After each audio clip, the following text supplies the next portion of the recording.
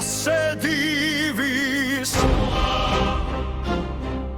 i poželjećeš ovdje da živiš,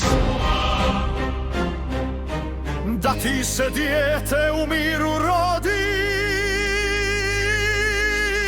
živi u ljubavi i slobodi. Ponosna moja je zemlja Hercegovina, Hrvatska gruda nam sveta već 1000 ljeta.